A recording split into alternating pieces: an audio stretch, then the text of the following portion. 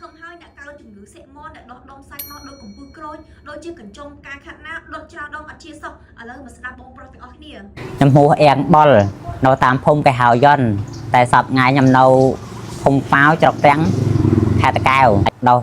ដុំពក់ដុំសាច់កើតជំងឺសេមនលគ្រូដោះនឹងរន់គូតដុំធំមកលគ្រូប៉ាន់មេជើងដោះសាច់ឡើងពក់សាច់ពិបាកធ្វើដំណើរពិបាកបាត់ជើង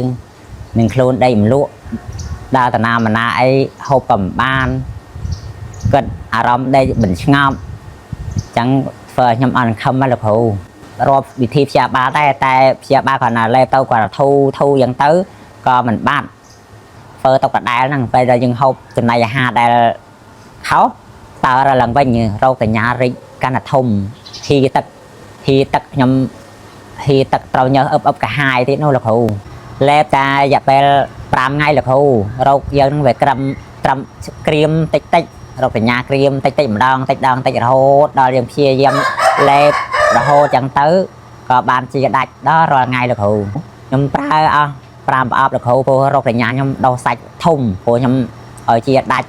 ខ្ញុំមិនមែនថាជាតិចអីខ្ញុំបោះបង់ថ្នាំចោលទេព្រោះខ្ញុំរោគសញ្ញាធំរងព្យាបាលរងយូរបន្តិចឲ្យបានជាដាច់ចន្លះកុំឲ្យកើតឡើងវិញបាត់អស់ 100% លោកគ្រូដូចដើមចឹងដូចឲ្យយើងអត់កើតចឹងថ្នាំ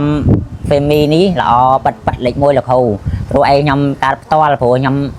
កើតផ្ទាល់ហ្មងអត់មានបើណាថាមិនក៏ខ្ញុំមិនជឿគេដែរសំខាន់ខ្លួនឯងផ្ទាល់ហ្នឹងជាដាច់ 100% សប្បាយចិត្តលោកគ្រូអើយ